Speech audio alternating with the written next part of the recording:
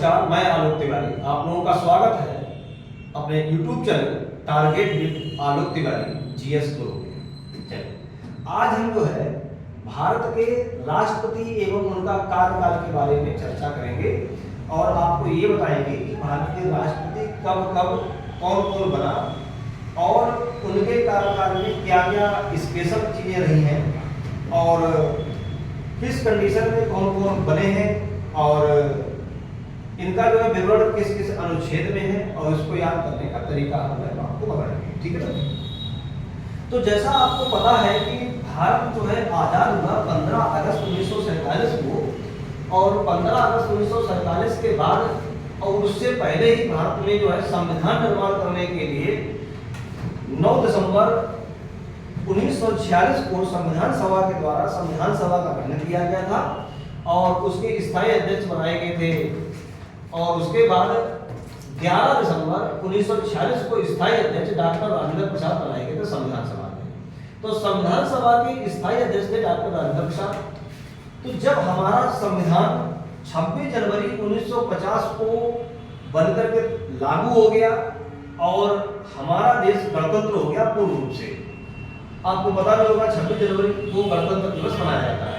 तो 26 जनवरी 1950 को ही संविधान सभा के द्वारा बहुमत से डॉक्टर राजेंद्र प्रसाद को भारत का राष्ट्रपति चुन लिया गया।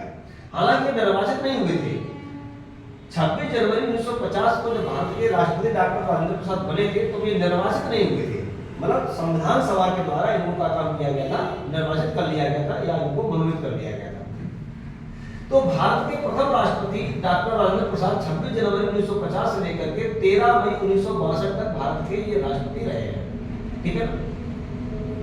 भारत के सभी राष्ट्रपतियों में सबसे बड़ा इनका कार्यकाल रहा है और ये 3 बार भारत के राष्ट्रपति रहे हैं। और उसके बाद अगर एग्जाम में क्वेश्चन पूछा जाता है कि भारत के प्रथम राष्ट्रपति कौन थे, तो भारत के प्रथम राष्ट्रपति थे डॉक्टर राजेंद्र प्रसाद। यहाँ से क्वेश्चन पूछा जाता है। ठीक है?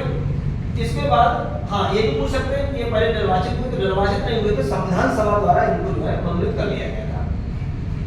सर्वपल्ली राधाकृष्णन 13 मई 1962 से 13 मई 1967 तक भारत के राष्ट्रपति रहे थे। ठीक है ना? इससे पहले ये उपराष्ट्रपति थे। तो एग्जाम में क्वेश्चन पूछ सकते हैं कि भारत के प्रथम ऐसे राष्ट्रपति जो उपराष्ट्रपति से राष्ट्रपति बने थे, तो सर्वपल्ली राधाकृष्णन। जब डॉक्टर राजेंद्र प्रसाद राष्ट्रपति थे तब ये थे उपराष्ट्रपति, अब ये राष्ट्रपति बने हैं। और भारत का सबसे बड़ा संवैधानिक पद होता है, जैसे एग्जाम में क्वेश्चन पूछा जाता है कि भारत का प्रथम, तो भारत का प्रथम नागरिक होता है राष्ट्रपति। भारत का संवैधानिक प्रधान राष्ट्रपति होता है। या फिर एग्जाम में क्वेश्चन पूछा जाता है भारत का प्रथम नागरिक कौन होता है, तो राष्ट्रपति होता है। और भारत का वास्तविक प्रधान कौन होता है, तो वास्तविक प्रधान होता है प्रधानमंत्री। तो वास्तविक प्रधान कौन होता है, प्रधानमंत्री। लेकिन संवैधानिक प्रधान कौन होता है, तो राष्ट्रपति भारत का होता है। ठीक है? सर्वपल्ली राधाकृष्णन बने 1967 तक रहे, ये इनका पूरा कार्यकाल रहा था। इसके बाद जाकिर हुसैन भारत के तीसरे राष्ट्रपति बने। तो एग्जाम में क्वेश्चन पूछा जाता है कि भारत के प्रथम मुस्लिम राष्ट्रपति कौन बने थे, तो ये बने हैं डॉक्टर जाकिर हुसैन। डॉक्टर जाकिर हुसैन भारत के प्रथम मुस्लिम राष्ट्रपति थे। 13 मई 1967 से 3 मई 1969 तक ये रहे थे। लगभग तो ये 2 माह रहे थे, सॉरी 2 साल रहे थे। 2 साल में कुछ दिन कम है। और इनके बारे में क्वेश्चन पूछता है कार्यकाल में मृत्यु, कार्यकाल में मृत्यु। जैसे एग्जाम में क्वेश्चन पूछते हैं कि ऐसे कौन से राष्ट्रपति रहे हैं या प्रथम ऐसे राष्ट्रपति कौन थे जिनका कार्यकाल के दौरान उनकी मौत हो गई थी, तो ये कार्यकाल के दौरान उनकी मौत हो गई थी। इसके बाद बीबी गिरी को भारत का राष्ट्रपति बनाया गया। बीबी गिरी उस समय जो थे वो उपराष्ट्रपति थे। यहाँ से बड़ा इंपॉर्टेंट बात हम आपको बताएंगे, यहाँ पे बड़ा आश्चर्यजनक चीजें हैं, आपको समझ में आएंगी। तो जब डॉक्टर जाकिर हुसैन जी की जब देहांत हुआ, तो डॉक्टर जाकिर हुसैन के बाद बीबी गिरी उस समय उपराष्ट्रपति थे। जैसा कि आप लोगों को पता है कि यदि भारत का राष्ट्रपति नहीं है तो उपराष्ट्रपति राष्ट्रपति बनेगा। तो बीबी गिरी को जो है राष्ट्रपति का चार्ज दिया गया और ये भारत के राष्ट्रपति बन गए। इसके बाद क्या हुआ, चुनाव भी राष्ट्रपति के लिए, राष्ट्रपति के लिए चुनाव भी, ये बात है 1969 की। कांग्रेस ने, और ये है उस समय उपराष्ट्रपति थे, उपराष्ट्रपति बन गए या राष्ट्रपति, और उस समय कांग्रेस ने, उस समय आपको पता ही होगा सब लोगों को कि भारत में जो सबसे ज्यादा जो राजनीतिक चीजों में जो स्थायित्व था वो कांग्रेस का था। कांग्रेस में और जो कांग्रेस के अध्यक्ष थे उस समय के कामराज, उन्होंने क्या काम किया, अपना प्रत्याशी बनाया नीलम संजीव रेड्डी को। नीलम संजीव रेड्डी, नीलम संजीव रेड्डी को कांग्रेस ने अपना प्रत्याशी बनाया। नीलम संजीव रेड्डी को इंदिरा गांधी नहीं चाहती थी ये भारत की प्रधानमंत्री, सॉरी भारत के राष्ट्रपति ये बने। इंदिरा गांधी जी ने बीबी गिरी से कहा कि आप जो है राष्ट्रपति का चुनाव लड़ेंगे। राष्ट्रपति का चुनाव कौन लड़ेंगे? अब बीबी गिरी, ठीक है ना। बीबी गिरी से कहा कि आप राष्ट्रपति का चुनाव लड़िए, ये इंदिरा गांधी ने बोला। लेकिन कांग्रेस का जो प्रत्याशी था वो नीलम संजीव रेड्डी थे, ठीक है ना। यहाँ पे बीबी गिरी ने क्या काम किया, अपने पद से त्याग पत्र दे दिया और इन्होंने राष्ट्रपति का चुनाव लड़ने के लिए नामांकन कर दिया। जैसा कि आप लोगों को पता है, हायरार्की में यदि भारत का राष्ट्रपति नहीं है तो राष्ट्रपति का जो कार्यकाल है वो उपराष्ट्रपति के पास होगा। अगर उपराष्ट्रपति नहीं है तो सर्वोच्च न्यायालय का मुख्य न्यायाधीश राष्ट्रपति का पद संभालेगा। उस समय एम हिदायतुल्लाह जो थे वो सर्वोच्च न्यायालय के मुख्य न्यायाधीश थे। यहां से बात समझ लीजिएगा, एकमात्र ऐसा सर्वोच्च न्यायालय का मुख्य न्यायाधीश जो राष्ट्रपति का पद पे रहा है तो उसका नाम है एम हिदायतुल्लाह। ये सिचुएशन होती है, ऐसा होता नहीं हालांकि राष्ट्रपति नहीं है, उपराष्ट्रपति भी नहीं है तो सर्वोच्च न्यायालय न्यायाधीश की जरूरत पड़े, लेकिन यहाँ पे जरूरत पड़ गई। संविधान में ऐसा दिया भी गया है लेकिन जरूरत भी पड़ गई, क्योंकि राष्ट्रपति जी का देहांत हो गया है, उपराष्ट्रपति ने त्यागपत्र दे दिया है और एम हिदायतुल्लाह को राष्ट्रपति का चार्ज दे दिया गया है। 20 जुलाई 1969 से 24 अगस्त 1969 तक ये रहे। लगभग आप देख रहे होंगे तो 1 महीना 4 दिन तक जो है ये राष्ट्रपति के पद पे रहे, ठीक है। जब तक ये चुनाव चला, चुनाव में कांग्रेस जो थी वो नीलम संजीव रेड्डी के साथ थी, लेकिन जो इंदिरा गांधी थी, इंदिरा गांधी जो थी वो बीबी गिरी के साथ थी। पहले शुरुआत में तो बैकफुट से समर्थन करती रही, लेकिन जब देखा कि बीबी गिरी को जीतना मुश्किल है तो ये खुल करके समर्थन में आ गई और इन्होंने आकर के अपने भाषणों में कहा, मतलब ये किसी भाषण में नहीं कहा कि आप बीबी गिरी को वोट दे दीजिएगा, लेकिन इन्होंने यह कहा कि सभी सांसद और विधायकों से हमारा अनुरोध है कि उसको चुने जो देश हित में हो और अपना दिल की सुने। हमारा किसी भी सांसद और विधायक से ये नहीं है कि किसको वोट दे रहा है किसको नहीं दे रहा है, जिसकी जो इच्छा हो वो उसको वोट दे। बीबी गिरी जो थे वो सांसद और विधायकों के बीच में थोड़ा लोकप्रिय थे, सभी लोगों ने जाकर के उनको चुना और नीलम संजीव रेड्डी चुनाव हार गए, बीबी गिरी जीत गए। तो बीबी गिरी के बारे में क्वेश्चन पूछते हैं कि पहला ऐसा राष्ट्रपति कौन था जो किसी भी दल का नहीं था या कह सकते हैं निर्दलीय था, तो ये थे निर्दलीय। तो भारत का प्रथम राष्ट्रपति जो गैर कांग्रेसी रहा, दो क्वेश्चन पूछते हैं यहाँ से कि भारत का प्रथम राष्ट्रपति जो गैर कांग्रेसी था उसका नाम था बीबी गिरी, और या फिर क्वेश्चन पूछते हैं कि पहला ऐसा राष्ट्रपति जो किसी भी दल का नहीं था तो वो भी बीबी गिरी थे। और कांग्रेस ने जो अपना प्रत्याशी लगाया था नीलम संजीव रेड्डी। हारे कैसे? क्योंकि आपको पता होगा कांग्रेस का जो समर्थन था वो नीलम संजीव रेड्डी को था, लेकिन उस समय तत्कालीन प्रधानमंत्री इंदिरा गांधी जी जो थी उनका समर्थन जो था वो बीबी गिरी को था इनडायरेक्ट रूप से, और बीबी गिरी जीत भी गए तो नीलम संजीव रेड्डी हार गए। पहला ऐसा प्रत्याशी कौन था जो कांग्रेस का चुनाव लड़ा हार गया? नीलम संजीव रेड्डी। और पहला ऐसा कौन राष्ट्रपति था जो निर्दलीय जीत गया? तो बीबी गिरी। पहला गैर कांग्रेसी कौन था? तो बीबी गिरी। तो ये क्वेश्चन यहाँ से बीबी गिरी से पूछ लेते। तो आपको समझ में आ गया होगा कि ऐसी क्या कंडीशन रही थी कि यहाँ पर राष्ट्रपति भी नहीं है, उपराष्ट्रपति भी नहीं, सर्वोच्च न्यायालय के मुख्य न्यायाधीश को राष्ट्रपति बनाना पड़ा। तो एक महीने के बाद लगभग जो है राष्ट्रपति का चुनाव हो गया और बीबी गिरी जो थे दोबारा फिर से जो है राष्ट्रपति बन गए। तो ये जो दोनों राष्ट्रपति हैं, ए और ये यहाँ पर लिख देते हैं। तो ये जो है कार्यवाहक है, बीबी गिरी पहला कार्यकाल और हिदायतुल्लाह ये कैसे है कार्यवाहक राष्ट्रपति, मतलब इनके पास राष्ट्रपति का अधिकार कुछ समय के लिए बना दिए गए थे, ठीक है ना। उसके बाद अब आगे चर्चा करते हैं अन्य राष्ट्रपतियों के ऊपर।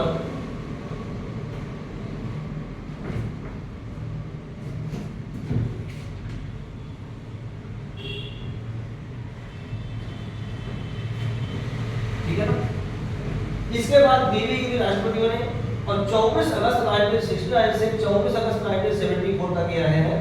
याद करने का तरीका मान लीजिएगा, 24 अगस्त को बने हैं बीबी गिरी और 24 अगस्त तक ये रहे हैं। 5 साल पूरा अपना कार्यकाल इन्होंने किया है। उसके बाद बने हैं फखरुद्दीन अली अहमद, दूसरे मुस्लिम राष्ट्रपति, और इनका भी जो है कार्यकाल के दौरान मृत्यु हो गई। कार्यकाल में मृत्यु, मतलब पूरा कार्यकाल जो पूरा नहीं कर पाया 5 साल का। तो भारत के याद करने का तरीका है कि प्रथम दोनों मुस्लिम राष्ट्रपति, अभी तक 3 मुस्लिम राष्ट्रपति बने हैं, एपीजे अब्दुल कलाम भी बने हैं, लेकिन ध्यान रखिएगा प्रथम 2 मुस्लिम राष्ट्रपति जो कार्यकाल में मृत्यु हो गई। जाकिर हुसैन बने, इनका भी कार्यकाल में मौत हो गई, और बने इसके बाद फखरुद्दीन अली अहमद, और इनका भी कार्यकाल में क्या हो गई देहांत हो गया। तो 24 अगस्त 1974 से और 11 फरवरी 1977 तक ये रहे थे। इसके बाद बीबी जत्ती जो थे वो उस समय उपराष्ट्रपति थे और इनको जो है कार्यवाहक राष्ट्रपति बनाया गया। तो ये भी कार्यवाहक है, कार्यवाहक राष्ट्रपति। तो जैसे कार्यवाहक राष्ट्रपति कौन कौन रहे हैं, तो अब तक के भारतीय इतिहास में 2-3 ऐसे राष्ट्रपति हैं जो कार्यवाहक रहे हैं। इसके अलावा 1-2 ये है कार्यवाहक और एक जो है फखरुद्दीन का नाम आपके बीबी जत्ती है। तो 3 ऐसे राष्ट्रपति हैं, बीबी गिरी पहला कार्यकाल, एम हिदायतुल्लाह और बीबी जत्ती, ये कार्यवाहक राष्ट्रपति रहे हैं। तो इन 3 को अगर हम माइनस करेंगे आगे जा करके, तो ध्यान रखिए जैसे एग्जाम में क्वेश्चन पूछा जाए कि भारत में अब तक कितने राष्ट्रपति बने हैं, या जो आपके द्रौपदी मुर्मू जो राष्ट्रपति हैं ये कौन से नंबर की है, तो आप करेंगे एग्जाम में क्वेश्चन 15वें नंबर 15, ठीक है 15 है। ऐसे इधर से देखेंगे क्रमानुसार तो 18 नंबर पे आ रहे हैं, लेकिन ये 3 लोग ऐसे हैं कार्यवाहक हैं। बीबी गिरी यहाँ पर ध्यान रखिएगा, बीबी गिरी बाद में परमानेंट भी बने, लेकिन पहला कार्यकाल जो था वो इनका जो है कैसा था कार्यवाहक। तो बीबी गिरी, एम हिदायतुल्लाह और बीबी जत्ती ये कार्यवाहक राष्ट्रपति रहे हैं। तो ये यहाँ तक कहानी हुई, ठीक है ना। इसके बाद आगे चलते हैं। इसके बाद नीलम संजीव रेड्डी को दोबारा फिर से कांग्रेस ने अपना प्रत्याशी बनाया है 25 जुलाई 1977। ये अब जो है राष्ट्रपति बने हैं, है कांग्रेस के ही प्रत्याशी, लेकिन पहले कांग्रेस से ही लड़े थे, हार गए थे। अब इंदिरा गांधी जी ने जो है उनको चुनाव लड़ाया है। अब इंदिरा गांधी की सरकार थी इस समय, नीलम संजीव रेड्डी को चुनाव लड़ाया है। और खास बात यह है कि अब जब नीलम संजीव रेड्डी लड़े हैं यहाँ पर, पहले हार गए, अब जब यहाँ पे लड़ रहे हैं तो इनकी टक्कर पे कोई दूसरा राष्ट्रपति लड़ाई नहीं। अब यहाँ पे जो बने वो निर्विरोध बने, ध्यान रखिएगा। पहले तो जबरदस्ती बेइज्जती हुई, निर्विरोध। पहले क्या हुआ, जबरदस्त बेइज्जती, नीलम संजीव रेड्डी की हार हुई, कांग्रेस का प्रत्याशी। हाँ, एक और बात क्वेश्चन आता है यहाँ पे कि यहाँ पे जैसे कि आप लोगों को पता होगा कि राष्ट्रपति का जो चुनाव होता है वो एकल संक्रमणीय अनुपातिक प्रतिनिधित्व प्रणाली के द्वारा होता है। जब एक बार अगर हार जाता है, वो कौन सी प्रणाली होती है आगे बताएंगे आपको, तो दोबारा वोटिंग करना होती है। तो जब बीबी गिरी जब राष्ट्रपति बने थे, यहाँ पर ध्यान रखिएगा बीबी गिरी, तो एग्जाम में क्वेश्चन पूछता है कि ऐसा कौन सा राष्ट्रपति है जिसके मतों की गणना 2 बार हुई थी, तो बीबी गिरी। पहले क्या था, नीलम संजीव रेड्डी कुछ वोटों से आगे थे और प्रत्याशी थे, लेकिन बाद में क्या हुआ, दोबारा फिर से मतदान कराया गया, और दोबारा फिर से जब मतदान कराया गया तो बीबी गिरी जो है यहाँ पे जीत गए थे, ठीक है ना। तो ऐसा कौन सा राष्ट्रपति का चुनाव रहा जहां पर वोटों गणना 1 से अधिक बार करानी पड़ी, तो बीबी गिरी 2 बार। यहाँ पर ये निर्विरोध बन गए, फिर एक क्वेश्चन पूछते हैं सबसे कम उम्र के राष्ट्रपति कौन बने, सबसे कम एज की। तो सबसे कम एज की एक है, सबसे कम उम्र, तो सबसे कम उम्र का राष्ट्रपति कौन बना है, तो सबसे कम उम्र के राष्ट्रपति नीरज भाई रेड्डी बने थे। लगभग इनकी उम्र जब ये राष्ट्रपति बने थे तो 51 साल के आसपास थी। इसके बाद ज्ञानी जैल सिंह, ज्ञानी जैल सिंह बने हैं, ये सरदार थे।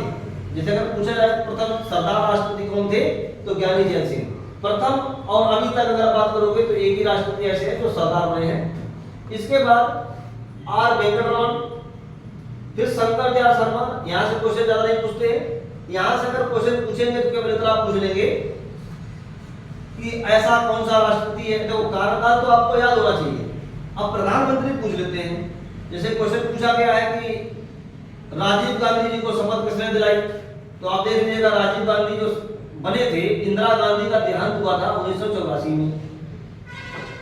इंदिरा गांधी के देहांत के बाद राजीव गांधी बने प्रधानमंत्री। प्रधानमंत्री कब बने राजीव गांधी? 1984 में। अब आप देख लीजिए 1984 में प्रधानमंत्री कौन है, तो आप देख रहे होंगे ज्ञानी जैल सिंह। तो ज्ञानी जैल सिंह ने उनको शपथ दिलाई। फिर पूछ लेंगे कि पीवी नरसिम्हा राव जब भारत के प्रधानमंत्री बने तो उस समय प्रधानमंत्री कौन था, तो पीवी नरसिम्हा राव बने 1991 में। अब आप देख लीजिए 1991 में प्रधानमंत्री कौन है, तो आप देख रहे होंगे आर वेंकटरमन। तो आर वेंकटरमन को शपथ दिलाई है ना।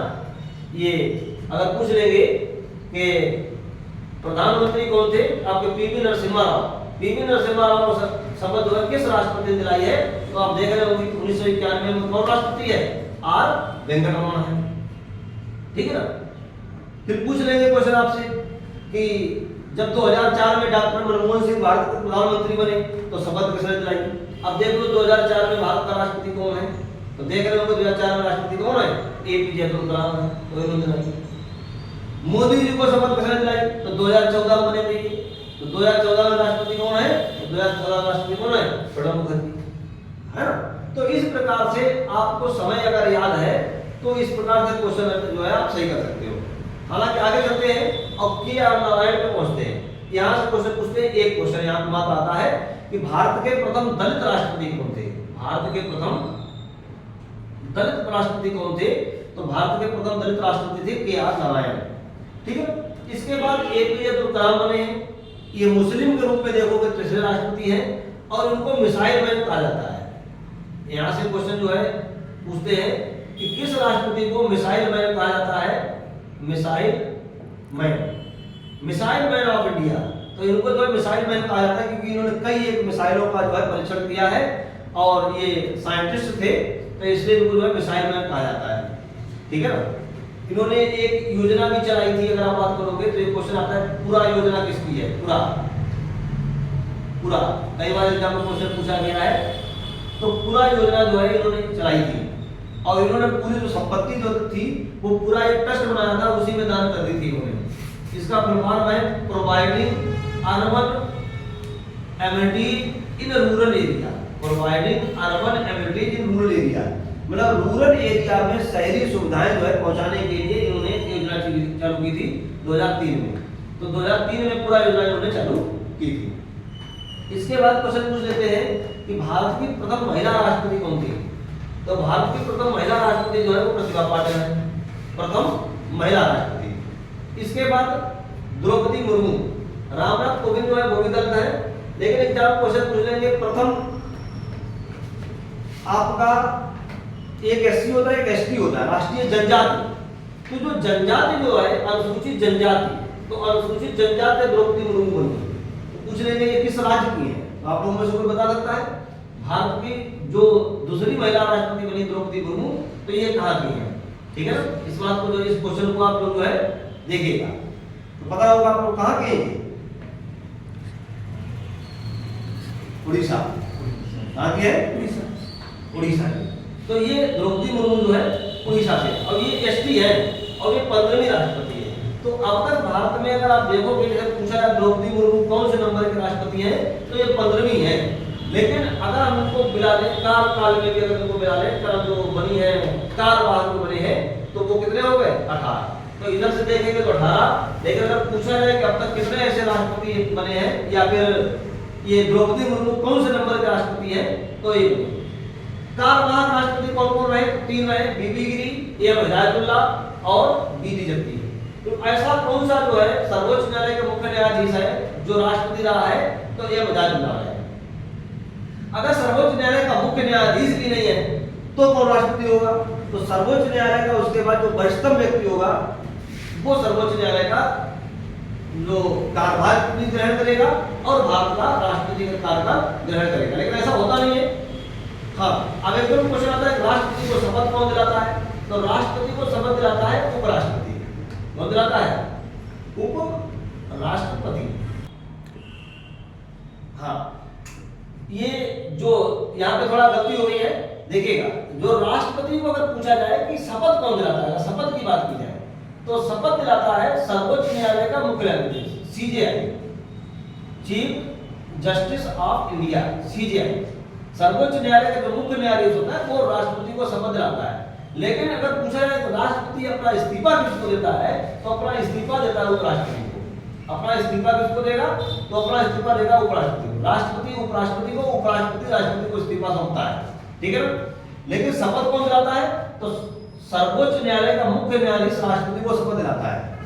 ये थोड़ा वाइस वर्सा है। सर्वोच्च न्यायालय के मुख्य न्यायाधीश को शपथ कौन दिलाता है? तो राष्ट्रपति दिलाता है। राष्ट्रपति को शपथ कौन दिलाता है? तो सर्वोच्च न्यायालय का मुख्य न्यायाधीश शपथ दिलाता है, ठीक है ना। अगर सर्वोच्च न्यायालय का मुख्य न्यायाधीश नहीं है तो जो वरिष्ठतम होगा वो राष्ट्रपति को शपथ दिलाएगा। तो इस प्रकार से इनका ये कार्यकाल पूरा कंप्लीट हो गया।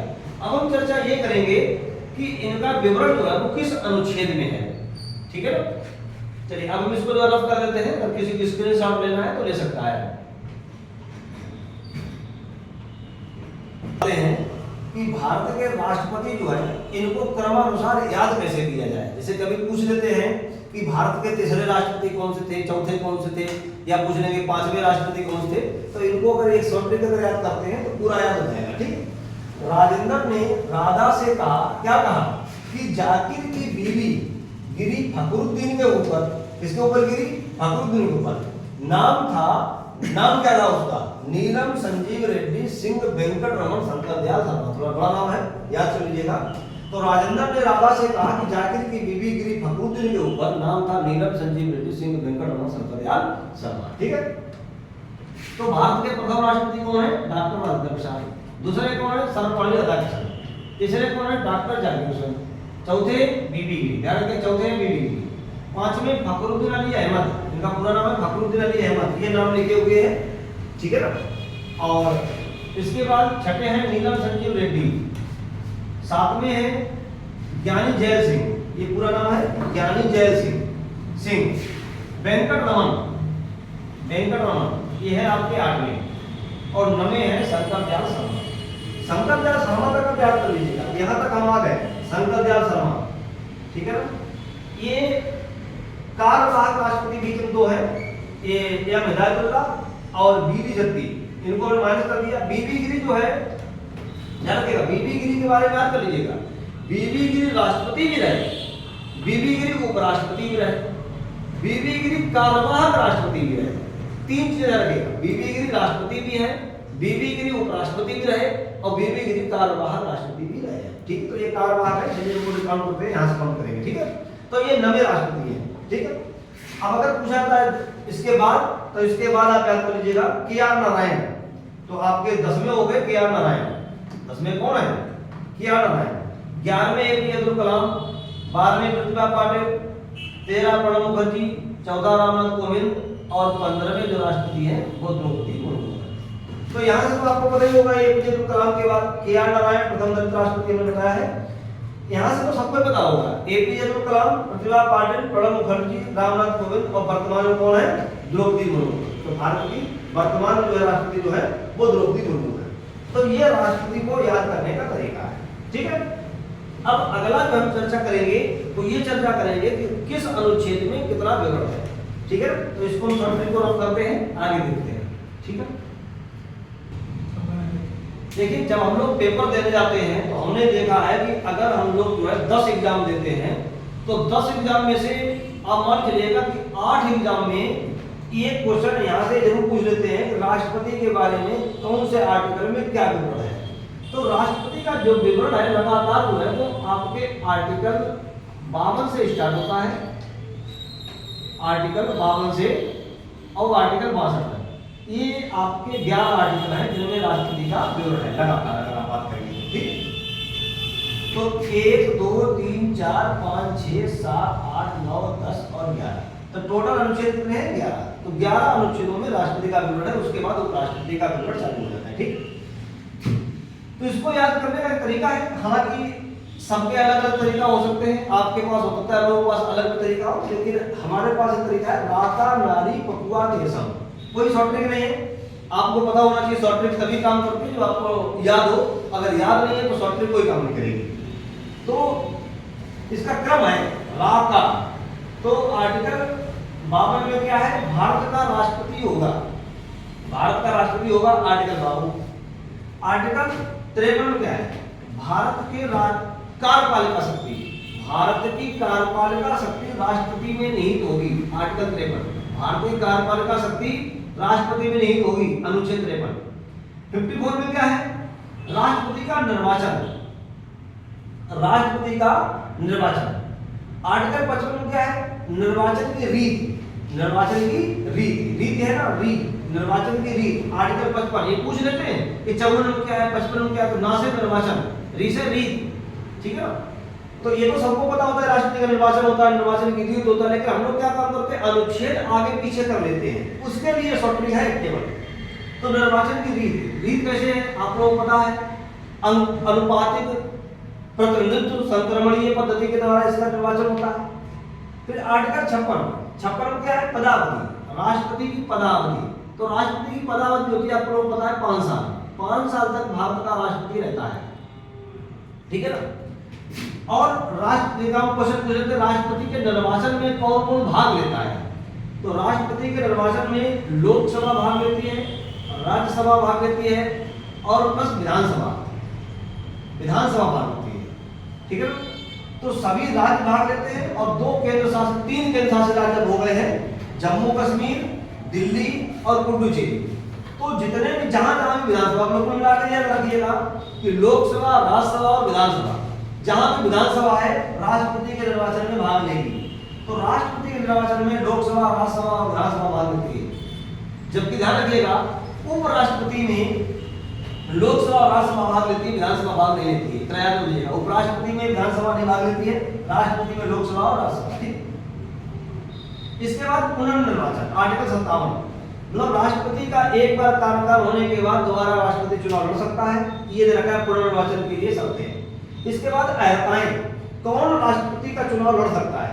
आप लोग बचपन से पढ़ते आ रहे होंगे, भारत का नागरिक हो, पागल दिवालिया ना हो, न्यायालय द्वारा दंडित ना किया गया हो, लोकसभा का सदस्य बनने की योग्यता रखता हो, लोकसभा का सदस्य बनने की योग्यता रखता हो। लेकिन लोकसभा का सदस्य तो 25 साल में ही बन सकता है, लोकसभा का कब बनता है? 25 साल। लेकिन अगर राष्ट्रपति का चुनाव लड़ना है तो 35 साल एज होनी चाहिए, 35 साल। तो जैसे अगर पूछा जाए तो राष्ट्रपति का चुनाव लड़ने के लिए मिनिमम एज कितनी होनी चाहिए? तो 35 ईयर। अधिकतम की बात किया है तो अधिकतम कोई उम्र नहीं है, जब तक आप मर ना जाए तब तक चुनाव लड़िएगा, मतलब कोई वो नहीं है, लड़ते रहिए आप, ठीक है। तो ये आपके हो गए योग्यताएं, अर्हताएं, एक ही बात है, भारत का नागरिक हो, पागल दिवालिया ना हो, न्यायालय द्वारा दंडित ना किया गया हो, लोकसभा का चुनाव लड़ने की योग्यता रखता हो, 35 साल कम से कम एज पूरी करता हो, आराम से चुनाव लड़ सकता है, ठीक है। यहाँ पे क्या है? आर्टिकल 59 शर्तें, राष्ट्रपति का चुनाव लड़ने के लिए शर्तें क्या होनी चाहिए? इसका 60 में क्या है? शपथ, राष्ट्रपति जो शपथ लेता है, जब क्वेश्चन आता है राष्ट्रपति शपथ जो लेता है वो किस अनुच्छेद के अंतर्गत लेता है? तो आर्टिकल 60 के अंतर्गत राष्ट्रपति जो है शपथ लेता है, और कौन दिलाता है? तो सुप्रीम कोर्ट का चीफ जस्टिस दिलाता है, तो CJI, chief justice of India. तो सर्वोच्च न्यायालय का मुख्य न्यायाधीश राष्ट्रपति को शपथ दिलाता है। इसके बाद राष्ट्रपति बन गया, शपथ भी मिल गई। अब अगर नंबर आता है इसको अगर हटाना पड़े तो कैसे हटाओगे, है ना। तो राष्ट्रपति पर जो है महाभियोग चला करके हम लोग जो है इसको हटा सकते हैं। हम लोग मतलब तात्पर्य संसद, हम नहीं हटा सकते हैं। आर्टिकल 61 में राष्ट्रपति को हटाने के लिए जो है महाभियोग की प्रक्रिया रखी है। और महाभियोग कहाँ चलेगा? लोकसभा और राज्यसभा में चलेगा। यहाँ से कहीं से भी स्टार्ट हो सकता है, चाहे लोकसभा में स्टार्ट कर दो चाहे राज्यसभा में स्टार्ट कर दो, लेकिन हटेगा कब? जब दोनों जगह से 2/3 बहुमत से पास हो जाएगा। 2/3 बहुमत लोकसभा राज्यसभा दोनों में जो है जब 2/3 बहुमत से पास हो जाएगा तो हट जाएगा। भारत में अब तक एक भी ऐसा राष्ट्रपति नहीं जिसको महाभियोग द्वारा हटाया गया हो, ठीक है ना। फिर आर्टिकल 62 में रखा है आकस्मिक रिक्त को भरने का समय। तो आपको पता है कि भारत में कोई भी पद होता है उसको भरने के लिए 6 महीने का समय होता है। 6 माह में जो है दोबारा चुनाव करके उसको भरना होता है, ठीक है ना। और अगर जब तक नहीं बनता है राष्ट्रपति तब तक अगर राष्ट्रपति नहीं है तो उपराष्ट्रपति बनेगा। और अगर राष्ट्रपति जीवित है, जैसे कि मान लीजिएगा सर्वपल्ली राधाकृष्णन है और यहाँ पर अगर नहीं चुनाव हो पाता तो जब तक जाकर उसे अगला नहीं बन जाएगा तब तक ये बने रहे। जैसे मान लीजिएगा द्रौपदी मुर्मू है तो द्रौपदी मुर्मू का जो कार्यकाल है ये जब इनका समाप्त हो जाएगा उसके बाद भी जब तक नया नहीं आ जाएगा तब तक ये बने रहेंगे। जैसे आप देख रहे होंगे कि अभी हमने पीछे पढ़ाया था तो नीलम संजीव रेड्डी के बाद जो भी राष्ट्रपति बने सब 25 जुलाई को ही बने। कब बने हैं? 25 जुलाई को। तो ये 25 जुलाई को अगर मान लीजिएगा बाई चांस द्रौपदी मुर्मू अगर मान लीजिएगा या दूसरा राष्ट्रपति बनेगा अगर नहीं निर्वाचित होकर आ पाया तो जब तक नया निर्वाचन नहीं हो जाएगा तब तक यही बनी रहेगी। अगर इनका मान लीजिएगा देहांत हो जाता है उसी समय में या उससे पहले तो जो उपराष्ट्रपति होगा वो राष्ट्रपति का कार्यकाल संभालेगा और 6 माह के अंदर चुनाव करना पड़ेगा। 6 माह के अंदर चुनाव करना पड़ेगा। तो आकस्मिक रिक्त को भरने का समय कितना है? 6 माह। चाहे आपका राष्ट्रपति हो चाहे उपराष्ट्रपति हो कोई भी हो, चाहे फिर आपका संसद हो, अगर बर्खास्त कर दिया तो 6 महीने में चुनाव कराना होता है।